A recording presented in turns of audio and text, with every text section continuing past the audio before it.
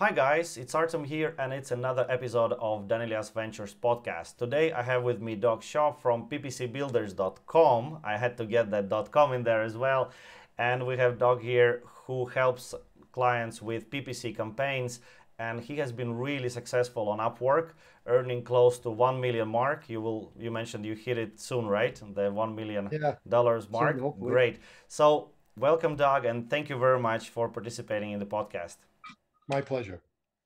So, can you tell a little bit about your company, where you are based, and also, how did you end up, so successful on Upwork? Sure. I'm from originally from Boston, Massachusetts, in the East Coast. I moved out to Las Vegas in December of 2002. It was one of the best things I ever did. Oh, Las wow. Vegas, by the way, is a very underrated place to live. It is not just a strip of casinos. It's actually a pretty nice place to live.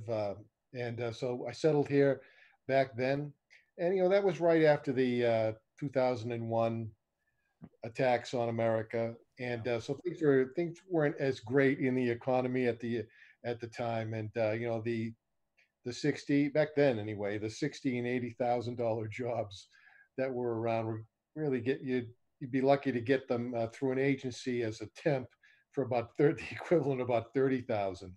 So I was struggling at that time, and I ended up bartending actually for a while in Wow. Vegas. I had done it earlier in my life. Part time. I did weddings for and banquets at a hotel for years. So I had, I have a college degree and everything. But when especially when you're starting out, you try and pick up extra money. I did that at the beginning, but you know what? Even that kind of grew old in Vegas because it's actually a pretty. I think if you're in your 20s, it might be a pretty good place to do that. But I was well into my 40s at that point, and it got to a point where it was getting a little tiring for me. So I started a small business, and it was in 2007, and it was going to be a tutor matching service nationwide. I kind of had it all planned out. I'd also done tutoring for the SAT and math in my past as well, and was really set up pretty good. It was going really good. I had started, with my paid ads on online. I had them all set up. Probably not the greatest campaigns in the world, but I started it up, and then but it was going good. First 6 or 8 months were actually great, better than I expected, and then we hit the '08 crash, the financial crash, the housing crisis, Yeah. and that really just was like a bullet to the brain for that business. It just we always struggled, and so I was looking around for something else to do, and I had been working on the paid ads. I looked into SEO as well, but right around that time with SEO, there was a big update. There was a big update. I can't remember. It was Penguin Yeah, I think it's or Penguin. I think Penguin, it's Penguin. Yeah. right? And where everybody showed up on Monday morning, and these companies that were getting $500,000 worth of free organic clicks on Friday, that vanquished, Yeah. and that got me a little scared because I was married and I've family here, so you when you're thinking about stuff like that and you see the volatility that appeared to be anyway in SEO, so I decided to just shift into paid ads, the pay per click, which I kind of knew. I had worked on Google Ads, and it was when I first started. It was right at the onset too of Bing, which was called Bing at the time. MS, well, I guess it's still called Bing on Yeah. the front side. And the back side is called MS, Microsoft Ads, and Yahoo kind of merged their back operations, and so they were coming on strong at the time and looked like a strong competitor. So I went through the certification process, and a lot of the even though I had worked on it, a lot of the nomenclature was still foreign. So that initial certification, I worked on it for about 10 weeks, and I was bound and determined that I was going to know it cold because it was going to be my career, and I passed it. And I started out. That was really the foundation, and from there, I got into the services like Upwork. Back then, Elance was Yeah. another Elance. one of Mm. the companies that did it. They ended up merging, and so that was the beginning, really. So it was and I think for maybe for a lot of cases, it might be this way for some guys. You start out with a business and sometimes the business kind of goes sideways on you. But if you're a sole proprietor, you've got your hands in so many different things. Sometimes it does give you a little bit of exposure to some other skill sets. And so, I decided to pick this one. It was a good idea. Yeah. So, you were a bartender in Los Angeles, right? Las Vegas, Las sorry. Vegas. Las Las Vegas, yeah. Vegas. But did you have prior experience with PPC? Well, I didn't. And actually I had prior experience with online systems, Yeah. mostly internal. Back in the I worked for a company called Digital Equipment Corporation. At the time, they were the third biggest mini computer company. There was IBM, Hewlett Packard, and Digital Equipment. Hewlett Packard ended up swallowing up Digital because that thing after the PCs came on. This is in the mid 80s, so and that business kind of dried up. But back then they had internal marketing systems very similar to the internet in terms of the distribution of information and so on. So I knew about I worked with I don't have a background in library science. I ended up working with a lot of librarians who went to library school, get their masters in that, but they were the ones who were brought in to build up the thesauruses, build up the interfaces. So I had I had a foundation in the theory of it, but you know, uh, here's the irony. I struggled at the beginning trying to understand the Google Ads interface, but that's the reason why I have a job because everybody else Yeah. is a small business person. Their struggle is the interface, which can be really daunting. Yeah. And then the other part of it is, and this is where freelancers just kind of fit in general, it changes. And it doesn't change every single day, but I would say it changes every month. There's something going on, there's something getting enhanced, there's something being deprecated, new strategies come online. They've done that for more than a decade.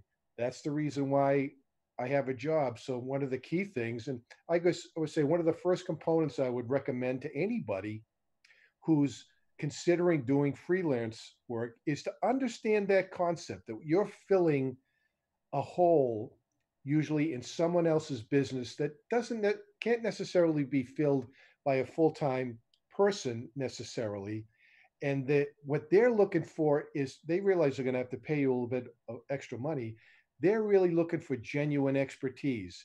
You can have the foundation, but if you don't keep up, you're going to fall behind. I mean, and so which means you got to, you have to have a half a dozen blogs that you subscribe to, and you got to read them, and you got to do so every week. So it's, keeping up with it is how it's kind of you get to the mountaintop, and how you stay on there is to keep your skills up to date, and just to kind of keep up with what's going on in the industry. Very good. Very good. Do you work alone? I do. I've occasionally hired some contractors, but largely it's just myself. Now that may change a little bit because in part, the my rates in the mid 60s per hour right now, and I can pretty much get that. I'm lucky enough to get that, but it wasn't always that way. I was, especially when you're starting out, and maybe we can talk about that in a minute too. Is how do you really, there's a catch 22 with this stuff, Yeah.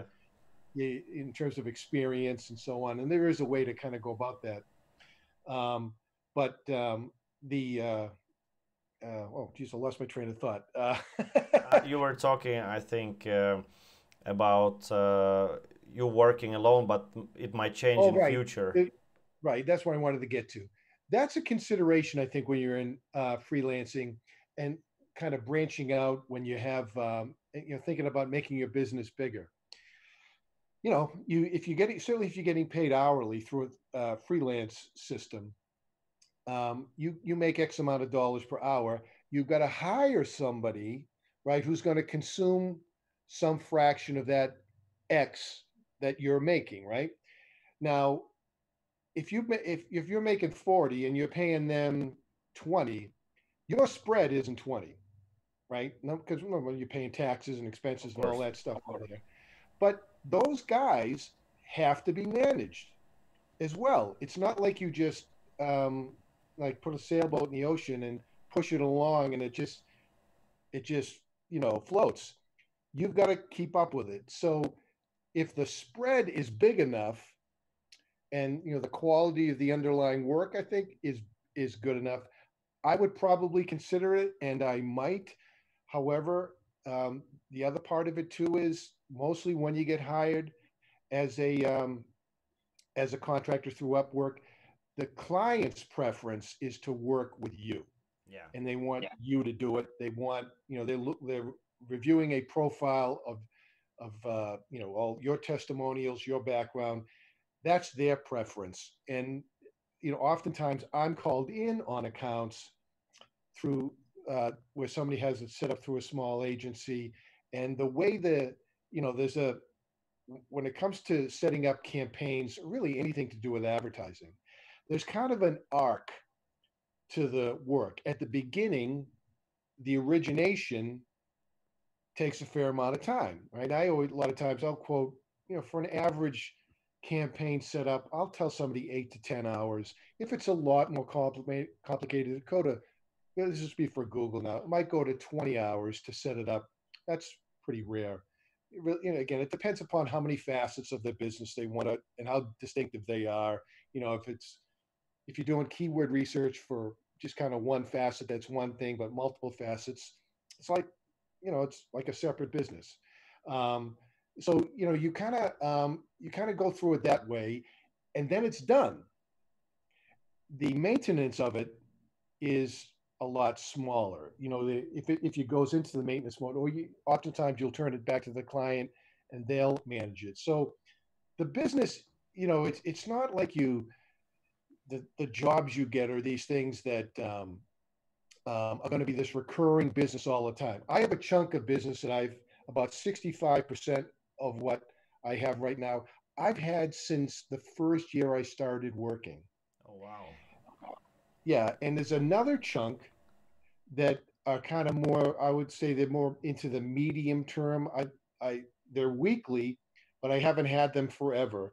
And then there's the churn part of it. There's each week, like look, before I get on the podcast here with you, I applied for, I was invited to probably 5 jobs today. I applied to 3 of them. So there's that cycle that you have to go through. It's with freelancing, it's not a set it and forget it kind of thing where I got this business, I'm good now. You've constantly got to be out there looking for new work, because it's, there isn't just always these like jobs that last forever. It definitely isn't that's definitely not freelancing. A chunk of it maybe, but typically no. Yeah. So I think that's one of the most demotivating things is that when you start freelancing on Upwork, you apply for like 100 jobs and you get rejected, or you don't get picked up, or there is no interview. You kind of like, well, okay, I gotta lower my rates, or I have to be somehow appealing. I have to get few first customers, right? Because I want to get those first reviews in, some good feedback and so forth, to prove that I can do what I'm actually claiming I can do. So you start competing with guys who are working for $10 an hour or something similar, and then in the end you're like, why am I doing this? This is not working out. So what would advise to somebody who is now getting on the platform and doesn't Yeah. have any reviews, no feedback or any kind? Here's what I did. Now I had a second income. I had money saved up, so I was able to do this. Maybe not everybody's able to do it, but when I first got started, I had that dilemma. I didn't have any reviews. I didn't have any logged, documented experience in Upwork. So, and also the truth is, I didn't have depth of experience. I had what I had on my business. I had from what I've studied, but I hadn't worked on, like, I probably worked on hundreds of accounts over the years. All, everything, a lot of repeat. You always get the dentists and the plumbers, but there's all kinds of other stuff too, right? So at the beginning, I went to Fiverr, and back then, Fiverr, Fiverr, Yeah, of course. Yeah. Fiverr.com. Fiverr was actually Fiverr then. Yeah, $5. I Now remember it. Fiverr, yeah, Fiverr is something. Fiverr is like Upwork now, but back then, I would take $5. I would bet on $5 to create somebody's PPC. These are the same jobs I get in Upwork now, right? And I did it because I wanted the experience Mhm. of it. I wanted to see other stuff, and I had to have the conversations with people to understand what the dilemmas were and what they were really looking for. I had to screw up a few times and mess, because you you have to make mistakes to learn. So I did that initially. I probably got 10 or 12 accounts through Fiverr, and I figured out a few things, right? And so then I shifted over to Upwork. Well, let me correct something. I also took a job locally for in Vegas for a somebody who was in the um, in the travel industry out here. They was a company that did buggy rides in the desert here in nearby in Las Vegas, and I worked on their PPC here. I drove. It was all the way on the other side of town, 30 miles away, and I worked on their account for 6 months. Here's what that job got me, which was key to my growth. I I opened up an MCC, which is a Google management account. Their account, which was they were spending about 35,000 a month on ads, 35,000. I attached that to my MCC, and in that interval of time when I was there, I achieved Google partner status. Now I wasn't making much. I think I made 12, 14 bucks an hour there, and it cost me just to gas back and forth. There wasn't a lot of real profit there, but I got my grounding. So what am I getting at here? There's no quick way to go from 0 to 1,000.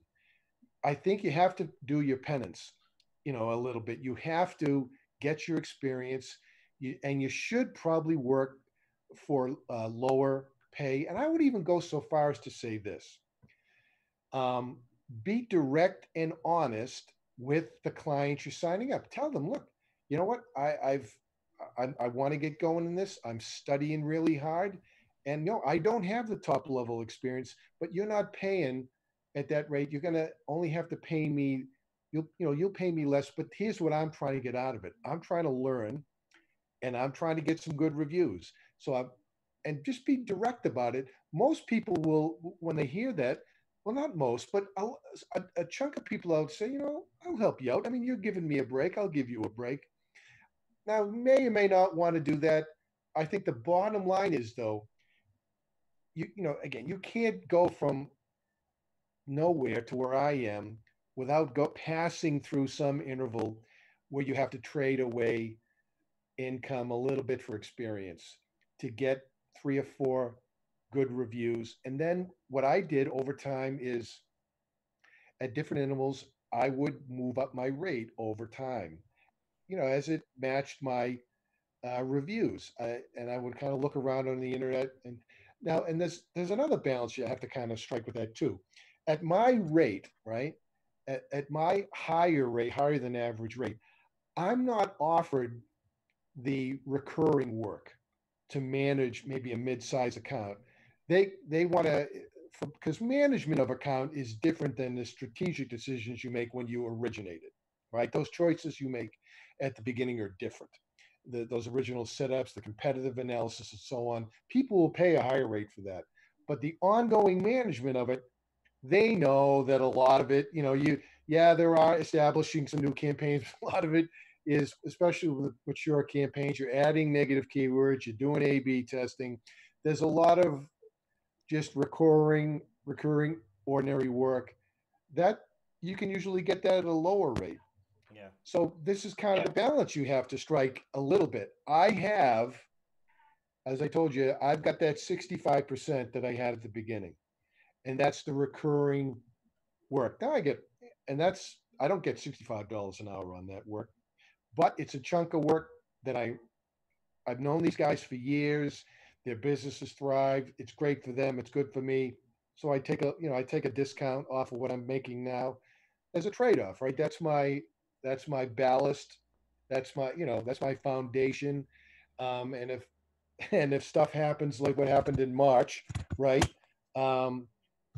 Where there's a shock to the system, I've been through, we were through a shock in '01. I went through one in '08, and we went through one in 2020.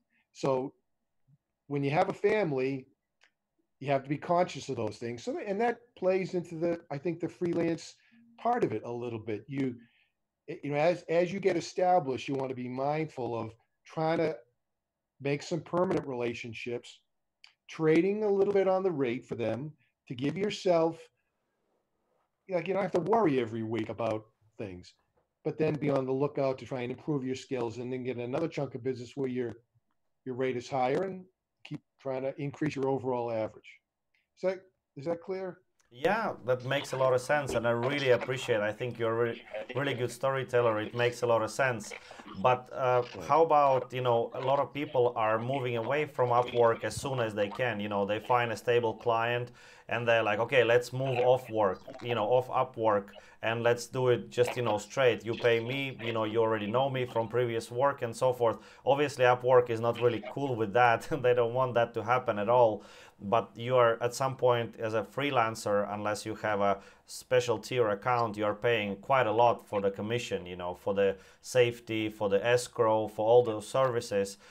So you obviously, since you accumulated so much income on Upwork, you obviously don't do that, or you at least don't do a lot of it, or you don't do any of it. So how can you deal with that dilemma that you are giving pretty big chunk of money to Upwork, even though you could have worked with those customers directly?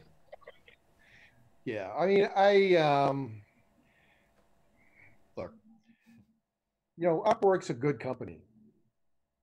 Um, they've they've got a very good system, and I want them to be around. And they've been very good to me. I understand. Believe me, I know that people want to come off of Upwork, because they want to split the difference between what they're paying and what I'm making, and oh, it's good for me, it's good for you. I got that. I don't really do it because, number one, I don't want to get shit. I don't want to get caught. This is my lifeline, Of course. and I think it's the downside of it. And you know what? I'll tell you. In circumstances like that, right? Let's say you take somebody off of Upwork and you go somewhere else and it doesn't work out, right? And you end up getting in a beef. And let's say they really, I don't know, maybe you forget to do something, maybe you turn something on and it forgot to change the budget, and you made a mistake, right? And you did, and they get mad. Well, what's to stop them saying, I'm going to really stick it to him. I'm going to go back to Upwork, and I'm going to tell him, this guy told me he wanted to take me off of Upwork, so I did. And he ended up being a jerk. And I just want to let you know, this guy isn't somebody you should like. I mean, what's stopping somebody from doing that? I mean, and if you balance that with the fact that how much wealth you can make from Upwork, I mean, to me, it's an easy decision. Yeah. This is a critical part of my income, access to this great system. And it's a, I've listen, I'm a I've been working on Google Ads for since what 2007. I am not an advocate of Google. And you work intimately with their systems for a long, long time. I, I you know, I would, I think I'd have a um, difficulty identifying my peers who have a lengthy kind of exposure to Google that don't question their ethics and morals and the way they do business. On Okay. Upwork, different story. Upwork, even though they merged with Elance, which I didn't like, because I like the competition. Upwork is a very good company. Now you talked about the share that they make. Well, I think it's a tiered system. Yeah. 20% at the beginning. I think after 1,000 it goes down to 10%, and up to 10,000 it goes down to 5%. So look, if you're taking the strategy that I mentioned earlier about striking a balance between mid-tier rates for medium-term, long-term work, which gets you to not eventually get you to $10,000. I mean, if you've got a 5 or 8 hour, a 5 or 8 hour job, you do that for a year, you're over $10,000. So you get 95% of it. Look, they got to make money too. There's no, the old day. I mean, it, you can tell the guys in business who it's all about them. But the best deals you can make, and look, you just kind of feel good about yourself.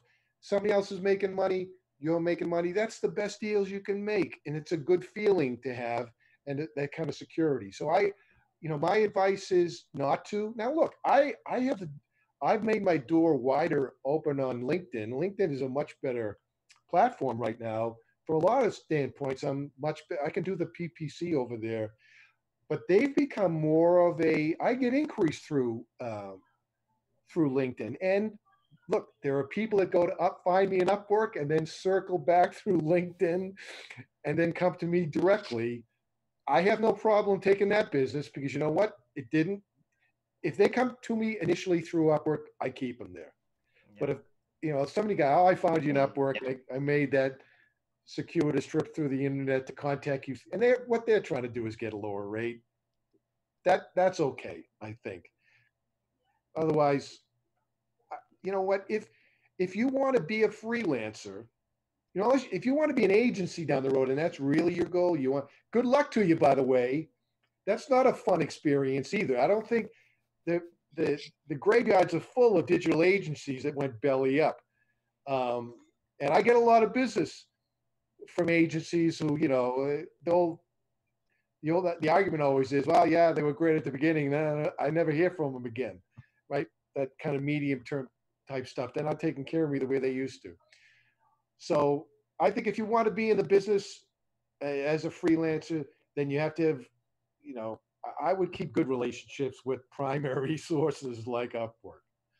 And again, they're a good company. They really are. They got to make money too. So. Yeah, and 5%, doesn't seem like a lot. In the beginning, when you're paying 20%, it seems like a lot, right? But then the tiered system, it kind of gives you a break after a certain point in time. Yeah. And listen, one other thing, don't don't ever discount this fact. Um, I don't have a I don't have an accounts receivables problem. Yeah, I don't have to chase it. I pretty much work hourly, so my work is guaranteed. I don't have to chase people down for money. I have my daughter. She had a tutor up until Monday, and we went through a service, and she begged us to come off the service and go direct. So we started doing it, and I told her I pay her weekly, and my daughter gets her tutoring on Tuesday, Thursday night. Well, I forgot to pay her on Friday rather, and she texted me yesterday, all upset. I don't want to. Why do I have to keep chasing you? Going, wait a minute, this is only 4 days, and you didn't send me a bill. And she says, I don't want to do it anymore. Um, now that's just 4 days, and I've been paying her for weeks. And I kept begging her, what are you gonna do for the school year? So that's a time consumer, and then you know, measuring that, keeping track of that. You don't have that with these freelance systems. Mostly, Upwork in particular, it's mostly guaranteed work. There's some project work you do that's a little bit different than that. As long as you deliver, it's yeah. you're So okay. I basically, think so. So basically, there is escrow, right? So when you accept a Yeah, project or you start working, based on hourly rates and so forth, basically client has to put money into the system, and Upwork pretty much guarantees that you will receive that money if you fulfill your obligations. right. And so you have to have. By the way, take jobs that you can do. I in digital marketing, right? By the way, you'll hear these days. I hear references. I'm sure you've heard them to full stack marketers. Yeah, yeah, I think that's a joke. I don't think that really exists. There's no such thing as a full stack marketer. I can do. Uh, I've been doing Google ads and search ads for years. That's obviously my foundation, and I'm about 75% of that. I'm good on Facebook. Less so, but I can do them on Amazon. Less so, but I can also do it on uh, um, LinkedIn. So, and the problem with that is to be a full stack, and then some guys want email. By the way, email marketing. All these things require so much. Not only keeping up, but you got to go back to school. You got to get certified, and you got to get your you got to get your emblems on for your web. I mean, you got to show people that you're keeping up. I think full stack is a myth.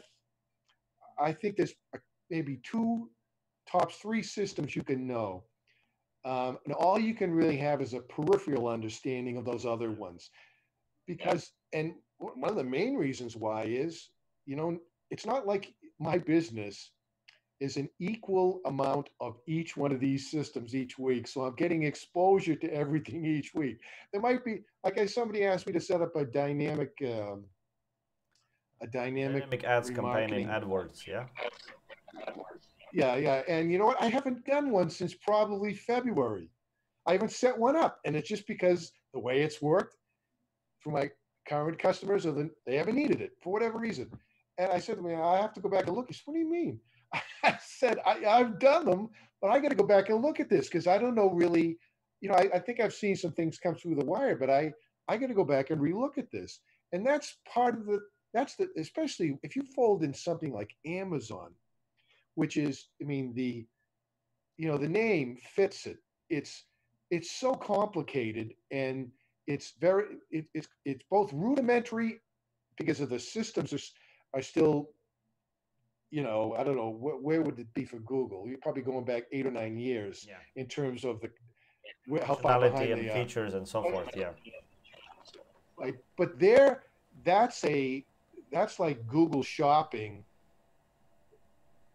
but all this other complicated back end stuff. And there's, I mean, you can't even call yourself, I mean, I do Amazon ads, but there's so many other parts to it, especially if you're dealing with a medium sized company with lots of SKUs. The feeds themselves become expertise areas, and ironing out the issues with feeds. So I think, if I was going to give advice to anybody, don't try and bite off too much either.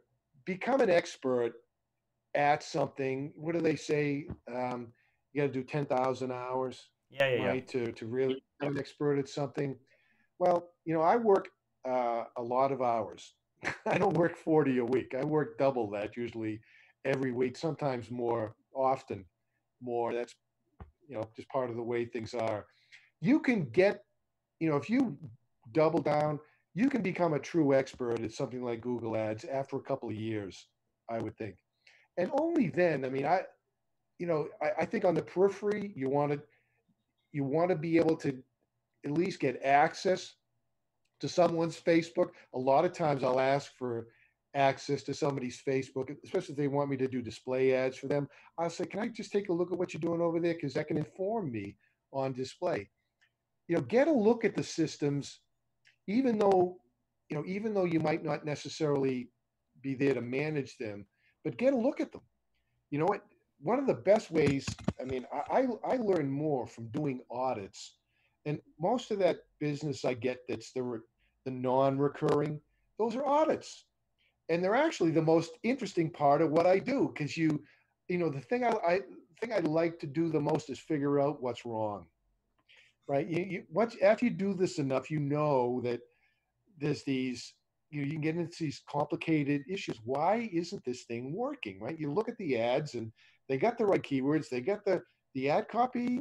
Maybe you could change it a little bit, but it's not like they're selling oranges and the ad says car covers or something, and it's everything is lining up. They go to the website but nobody's buying. Figuring out those things and the reasons why is that's the most interesting part of this to me. And that's what I relish. That's where you learn a lot too. That you have to kind of dig in. And a lot of times, for mature businesses where the AdWords is, they might have had a half a dozen contractors in on it. It's rare that you're going to go in and see glaring errors. You'll see some, but you're not, we'll go in and see everything's on broad match. They haven't updated the ads and there's no responsive ads, or, they don't. it's rare that you'll audit a Google Ads account and it won't be mostly modern. And and and what you'll find is these days the challenges are really the funnel, right? It's the funnel that's wrong. Or these guys, like a lot of businesses, they'll set up stuff and they never look at their competitors and they fall behind. I had a guy who sells air and heating systems, residential heating systems that you plug into the window and so on. And I, we ended up going our separate ways. And I told him that the problem is it's not, you got the right ads. Your landing pages are actually pretty good. The problem is your, your, your competitors have much better landing pages and they're beating you. They have offers that within 2 weeks. I mean, as long as it happened in 2.5 weeks, I saw their offers change on two of these competitors twice in 2 weeks. He's just letting it go, So a lot of it ends up being that it's the and I think when I was first starting off, I wanted to get to another point, and I kind of I'm sorry, I digress a little bit. The point I wanted to get to is when you're in digital marketing, you've got to decide upon a focus, but it's good to then also get a better than companion knowledge of other parts of it. Now, as a digital marketer that can do ads, what else can you do? Well, you could be a landing page designer. You don't have to be a coder. You can work with Unbounce or any one of these systems out there and maybe be more of a copy person, right? Or you could do what I've decided to do, which is to get more into the analytics stuff. For me, measuring, like when you take on new clients, one of the biggest mistakes you'll often see is they're not conversion tracking is set up. They're running the ads, but they're not really measuring engagement, which is really important.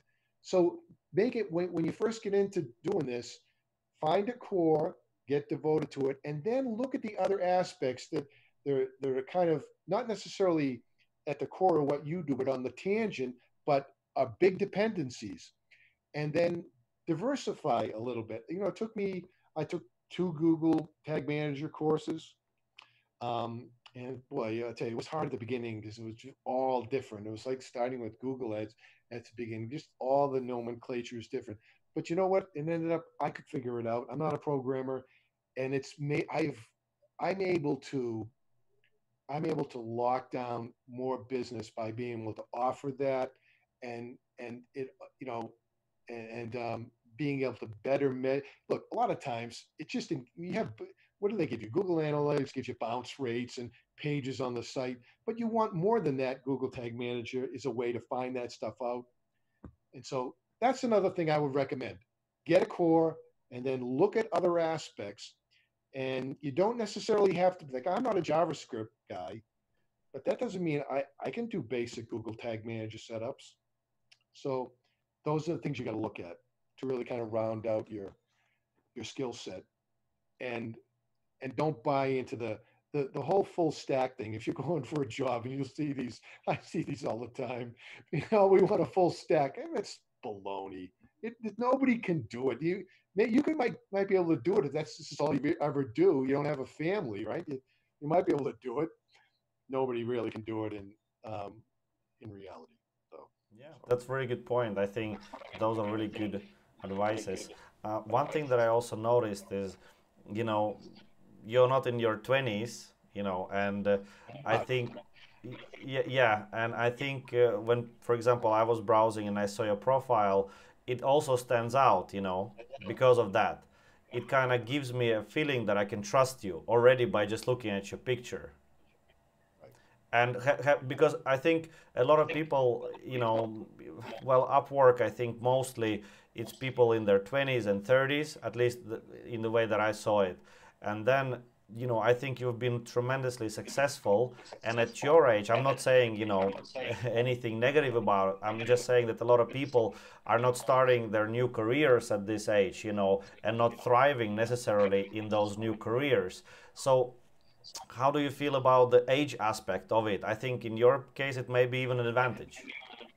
Well, look, if you're doing, if you've got it to convert, I mean, one of the other things I know, I wouldn't call it it's probably another companion skill I have, but it's not a core one. I want to work on it this year is conversion optimization.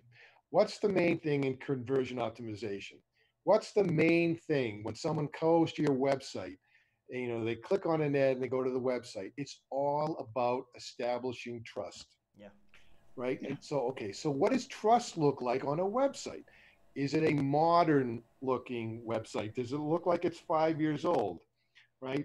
Does it look like the other websites I visited? When I go to the bottom of the page, there's a copyright, say 2017 when it's 2020. Um, Trust on the web is everything. Why is Amazon so successful? Because if you have a beef, you can get your money back. They don't care. Sure, send it back. We're going to sell 1 million more of those. That's fine. And give it back. We'll give it back to you. We'll give you your money back. Great. They know they're going to sell me enough. My wife and daughter. My daughter has my credit card memorized, including the 3 number code. Okay, they're going to get their business. So look, when you're starting out in your 20s and your 30s, maybe I shouldn't give this away because I don't want these guys to be nipping at my heels. But you know what? If you screw it up, if you're not on time, right? Make good. Eat it.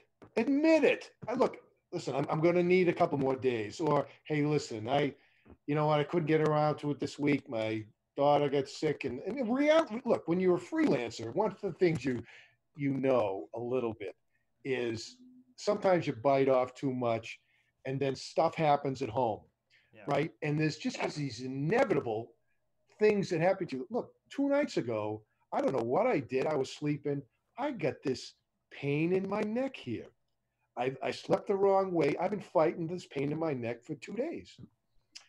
Putting what they right to the internet, my pal, ice, hot, heat and ice, heat and ice. So I've been doing that for 2 days, but it slowed me down. I'm behind on 2 projects. I just sent out 2 emails. I told them the truth. I said, look, this is what happened to me. And you send them a message. Now, look, if something else happens to me this week, and when you have a family, right, I, and that happened to be about 6 or 7 weeks ago, I missed like 4 days of work because of the stuff that went on at home. And um, I had to tell the guy, look, I got it. I'm my mistake. I'll work for free next week for you. I think it was a 5-hour contract, and I just did my work for him for free the next week.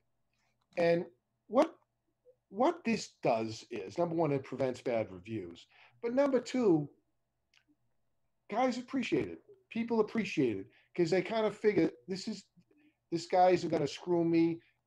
Something happened, and he's trying. He's not expecting me to you know, uh, take all the bad things that flow from it. He's trying to make it good in some way. So look, if you're in your 20s and 30s, don't be so damn arrogant. Okay,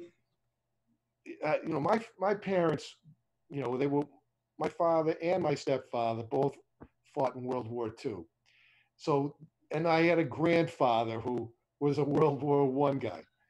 They give you one of the things they give you is that if you say you're going to do something, do it. And if you don't get it done, it's your fault. Don't blame them.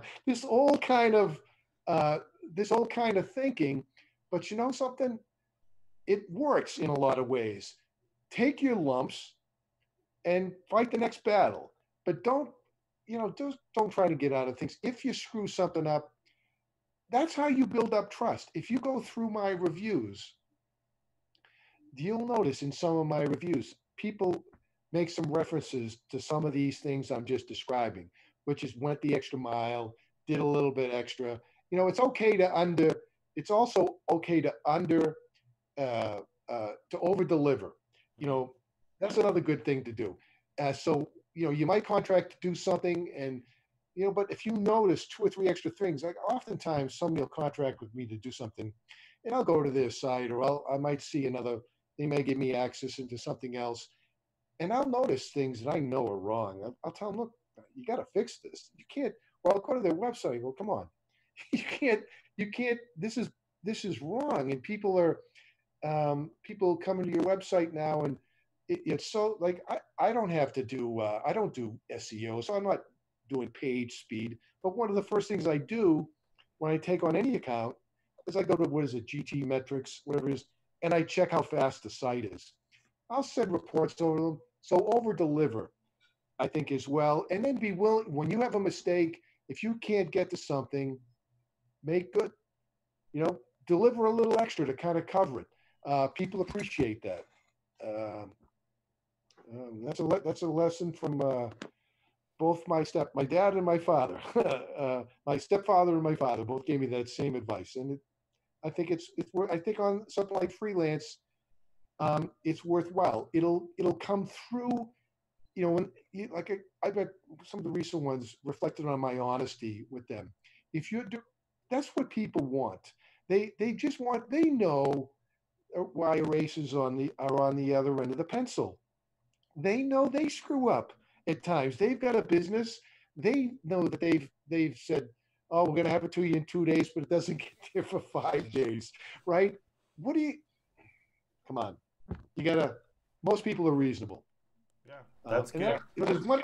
Yeah, there's one other thing I wanted. Let me just jump in. One Of other course. quick thing I can other advice I can give, and that's kind of related to what we are just talking about, and that is learning about the best kind of client to take and avoiding the jerks. And let's face it, they're out there. There's plenty of jerks.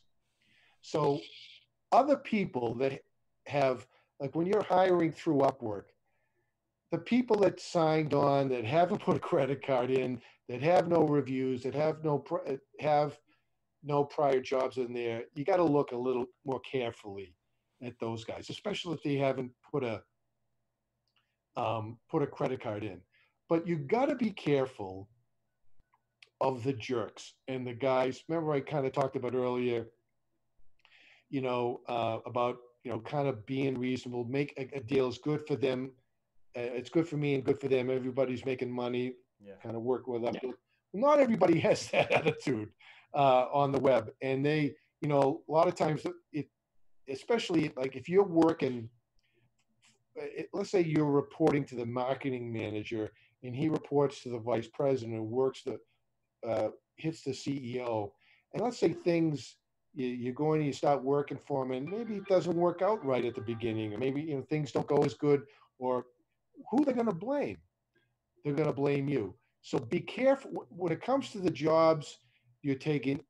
It's rare that I don't take a job that I don't get on the phone and talk to somebody and feel them out. I have my own interview process I go through with my clients because I'm trying to find out what kind of guy they are, how many guys, and I'll look at the first thing I do is look at their reviews, and if there are any of these circumstances where the freelancers indicating, dubious character a little bit, didn't communicate, avoid them. So the other major part of this, you want to do a pretty good triage and try and learn from. You're going to get clients who are going to be bad ones. Learn from it.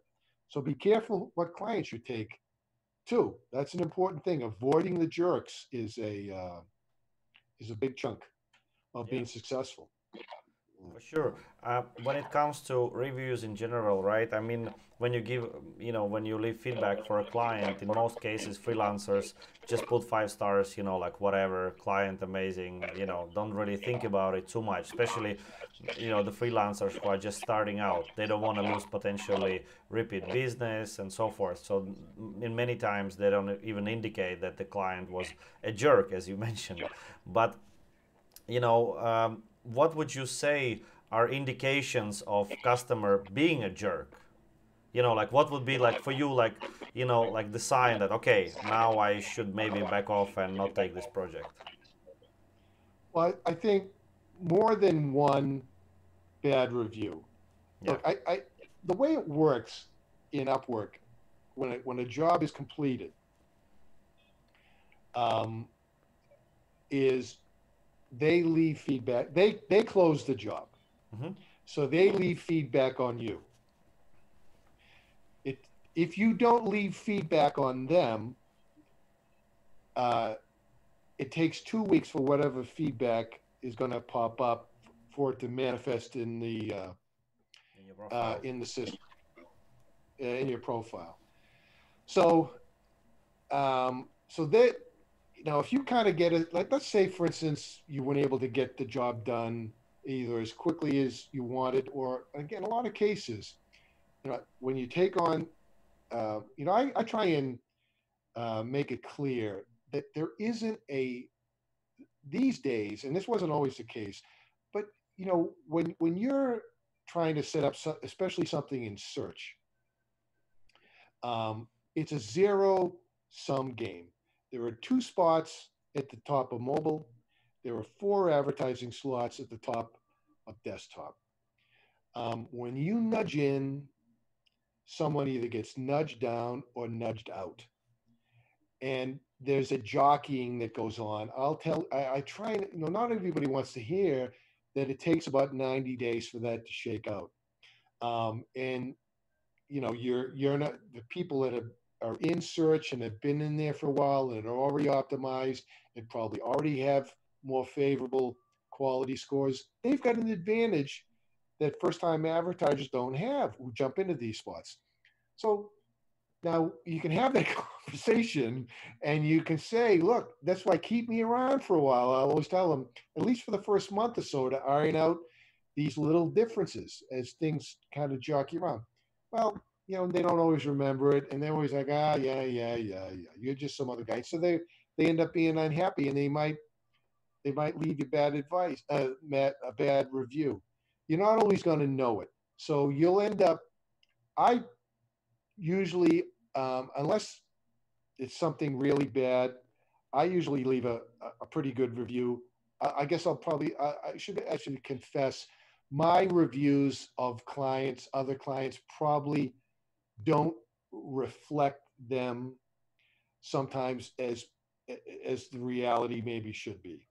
Because again, from my standpoint, I you know what you know I'm, I think the worst thing I'll probably do is I won't leave a review at all, and that will be it. So that's, one thing. Look, and for some of this stuff, right? If you got a 5 hour job, somebody leaves you a bad review, you always have the option to refund the money too. And when you refund the money, bad review goes away. I think too. You want to obviously avoid that, but that's another option too. So I think, when you're dealing with clients a little bit, I think you should be mindful of that. Um, if again, this you can't predict all of it.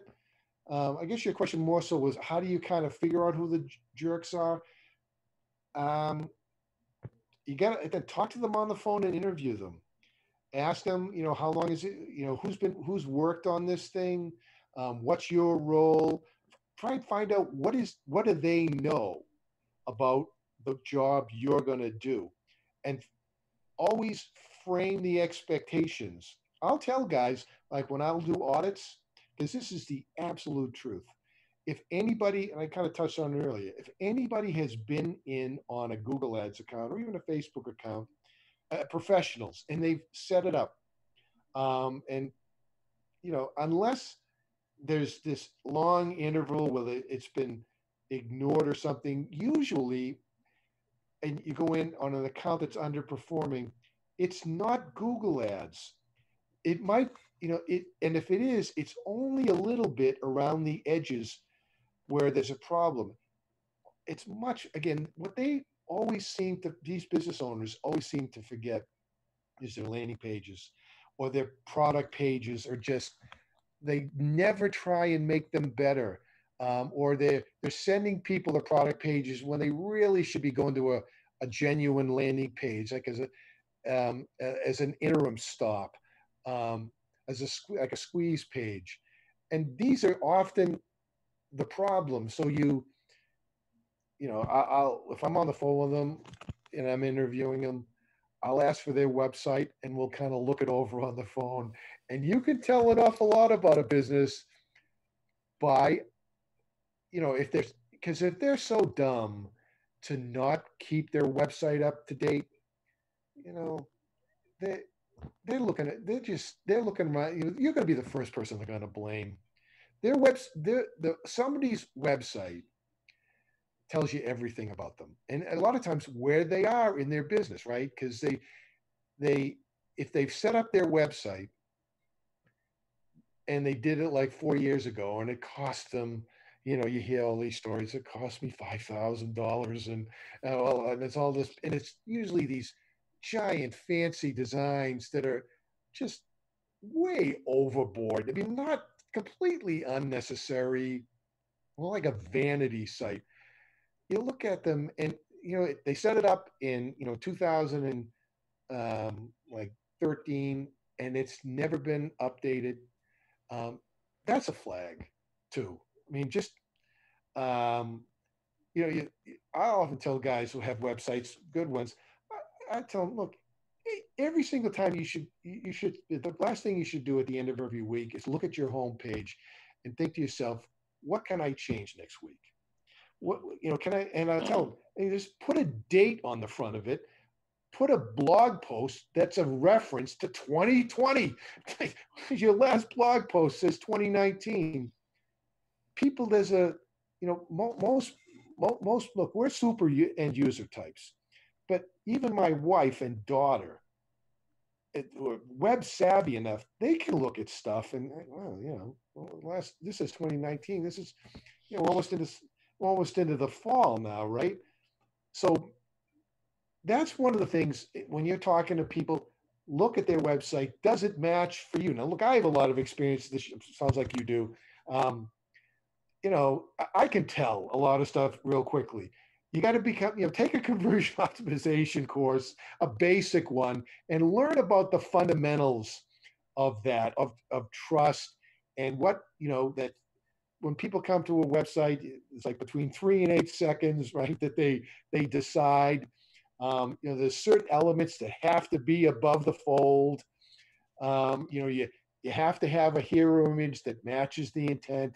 Some benefits have to be there. Maybe the forms, if it's a lead gen, the form should peek through the. I mean, there's things that have to be there.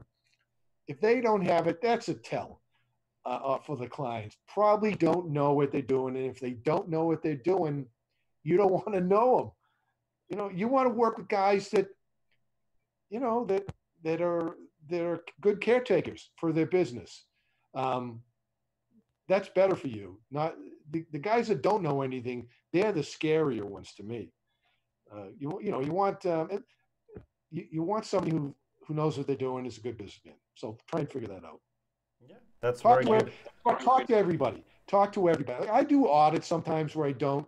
I won't have a conversation with them because I know it's going to be 4 or 5 hours. And if they turn out to be jerks, I can refund it. I don't. Listen, again, who cares? But if it's a medium term thing, you have to have a conversation and learn that.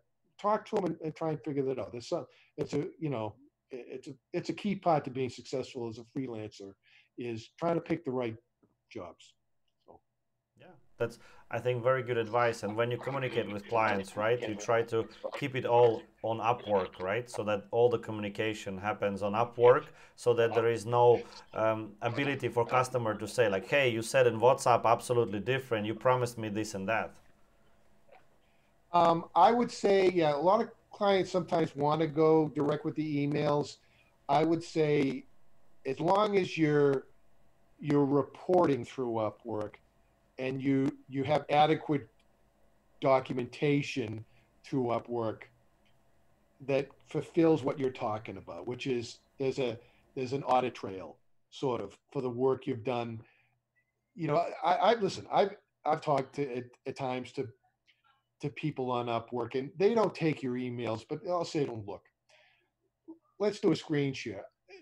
This guy and I, we've had plenty of communication, but yeah, I'll send the monthly reports through Upwork or the weekly reports, or if it's something consequential, I'll put it through Upwork. But some guys don't want that. They think Upwork's a pain in the ass. They want to keep all their communications in their email because that's where everything is. So you'll get some pull on that.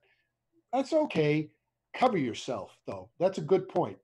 Cover yourself. with, um, especially when it comes to reporting or anything consequential. And look, you tell the client, say, listen, I've Upwork's expecting this from me. Upwork's my lifeline. And I know you're a good guy, but some guys aren't, right? So there's a chunk of this stuff I gotta push through there. Again, what am I saying? Am I ever saying try, am I saying, try and pull a fast one on somebody? That's the worst thing you can do online. Just be direct and be honest. Take your lumps.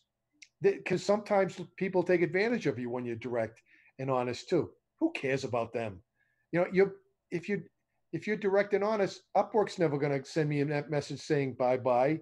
That's a critical thing, right? So cover the important part. Like don't forget to renew your, get your Google certifications done.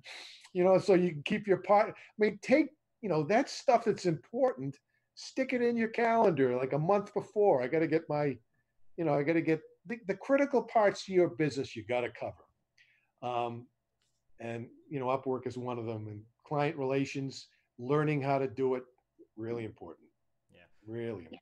Did you have any, situations where client reported to Upwork and said that you didn't fulfill your obligations, or did ever Upwork get involved? Because that's the idea behind escrow, right? If there is a huge misunderstanding, you can kind of ask them to get involved and investigate. Yeah, 2 years ago I had a bad one. I was into this guy for yeah, probably 7 or 8 grand too, and he claimed. I mean, he put the job at 10 hours a week, and we made this agreement to work um, to that I would do 10 hours of work a week. He had a lot of problems that had to be fixed. He had all kinds of conversion tracking problems, SEO issues. So it's about halfway through the contract, he stopped responding. Hmm. But I've got these things that I'm working on for him. And like when I would say that, like weeks would go by, then he would respond like a whole bunch of messages and so on. And I was working the 10 hours a week, and then one day I get an email from him. I just went through all my invoices, and I'm doing $8,000, $9,000. Um, where you know I put you on for 10 hours. But I never thought it was going to be 10 hours. So he kind of claimed this stuff. Now we I kind of split the email and Upwork email, like I said before, in terms of the reporting and all this stuff. And it was a beef. I went back through them, and um, they came down on my side of it. Um, but I knew this guy. This is like a $7,000 or $8,000 bill. Might have been a little bit more. That's a lot of money, Yeah. and I knew he was going to hammer me. And on the review, because just the way his attitude was with me, it was really like night and day. Because the very first call I had with him, I remember hanging up the phone and, I think this is going to be a good guy. He's got a nice little business. I kind of like it. I ended up giving him a refund. We worked out a deal. I call him. I go, look,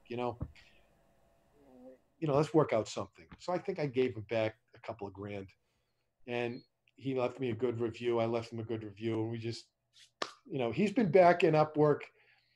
That was 2 years ago. He's been back in Upwork at least 3 times looking for PPC managers, because in Upwork it indicates that the prior client, and so he's that's just the kind of way the guy is. Probably a little bit. He runs into these issues like that. So what did I do? Your question is, what do you do? Right? You have to kind of, again. I gave him back. Pick up the phone, call the guy. He. I have another guy, similar, much lower threshold, but I've had him now for almost 6 months. He disappeared at the beginning of COVID. At the beginning of COVID, I lost 3 or 4 accounts shut off. Right, so I lost a little bit of business. Fortunately, they were kind of small.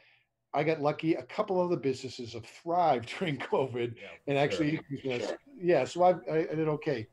But this guy, it was small. He wouldn't answer my emails for like 8 weeks, I would send him an email every week. And so I went back to, I went to Upwork. I said, would you please contact him? So he came around, and he emailed me back. He still won't. I mean, I'm working for him. He's still doing it to me. He's like, but he's just that kind of guy. I think, we got along at the beginning. We don't have a thick relationship. Um, so I think, you have to try, and here, what you're talking about earlier, as far as documentation, do it, cover yourself. Don't be afraid to go to Upwork when they come non-responsive. Be mindful of non-responsiveness. Sometimes it can be a really bad sign. And again, let's say they're in financial trouble. Well, what's the quickest way to pick up a grand or two? I'm going to call you a no good so-and-so, and I'm going to leave you a bad review. That's a good way to get $1,000 back. I mean, guys think that way when they get desperate. So, don't let too long go by with your clients. As far as that stuff goes, you can get into a jam. If you do, pick up the phone and make a deal. Do the old Donald Trump on them. Make a deal. Um, you know, um, something's coming. My video here is going a little kaflooey there. Okay, hold on. There's a big square in the middle where your face is supposed to be. I see you pretty well, so Oh, don't there it worry. is. No, on my end, it came up. So anyway, keep a dialogue. Definitely keep a dialogue with your clients. Report often. You know, hey, listen. The best thing you can do. The first thing I say to all my clients almost every week is, "How's business?" Get them to talk about what's bothering them, because it's a good way to be mindful of the challenges they're having and ideas. Clients love it when you give them some fresh ideas. So you may be contracted to do X, but look at their competitors. Help them out. Listen, depending on my client, my long-term clients, my wife helps me up. So what we do each week, I give her a list of 5 competitor landing pages. We also do the same thing on SERPs. For my these guys who I've had the 65% of my business, what we do? Each week on Monday morning, mostly my wife does it. Sometimes I end up having to do it. We go and take pictures of the landing pages for their biggest competitors, and we do a search on 2 or 3 keywords and see what the search engine results pages look like and if they're varying. Now, we don't do them every day. It's not a scientific thing, but I keep an eye out for these guys beyond what I'm really contracted to do. I keep an eye on the competitors for them because I know they don't tend to do that. That impacts, it certainly impacts my, the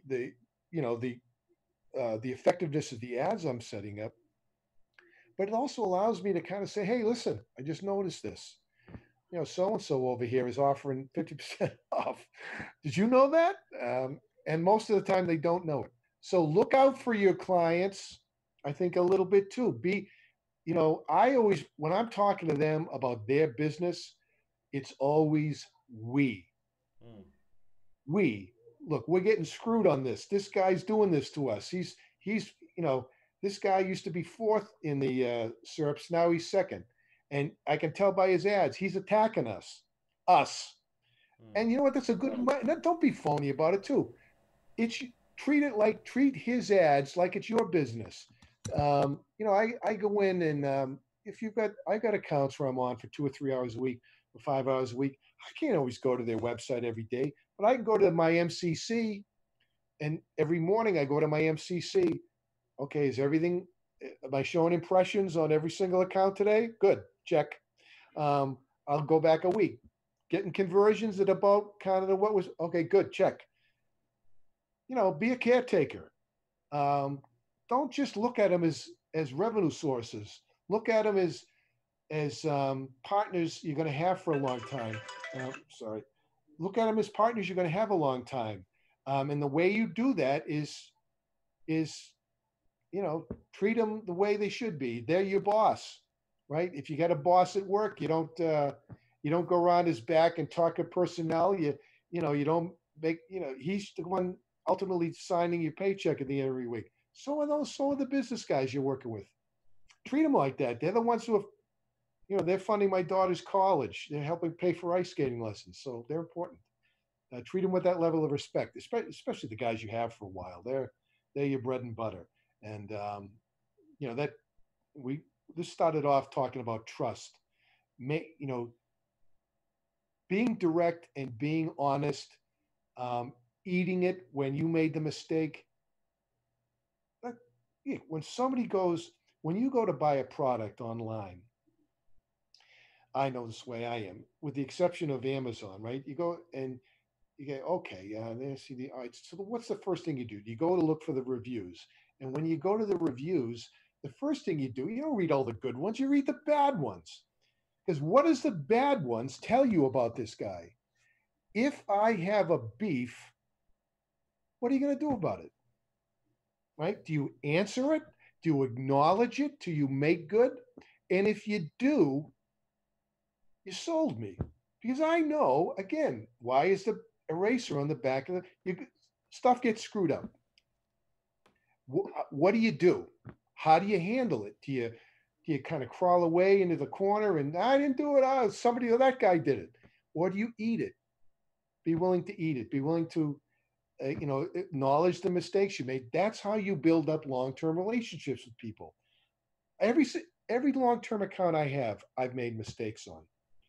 And I've had to say, listen, I don't know, I forgot to do it. I know I told you I was going to do it. I forgot to do it. Something came up. Make good. Most important thing over the long run, really is.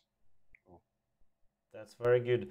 That's very good. And Doug, on this note, I think it will be good to finish our recording because the 1 hour and 15 minutes just flew by. And I must admit, you're a really good storyteller. I really enjoyed it. And there is a lot of really good wisdom there, especially about trust, building rapport, helping your customers and treating Upwork as not, fly-by platform where you just bid, quickly get the job and forget, but as a real, channel for real business. And there is still relationships, there are still problems, as if you were doing business face to face. I mean, now, exactly. Yeah. So, and I think there is a lot of good information there. I thank you, Doug, very, very much. And I'll have Doug's Upwork profile link and as well his website link in the description. So please, if you want a guy you can really trust in PPC, you have Doug, a really good and trustworthy person. Thank you. Thank you, Doug. It's been a pleasure. Anytime. Thank you. Bye-bye. Thank you. Have a good day. Bye-bye.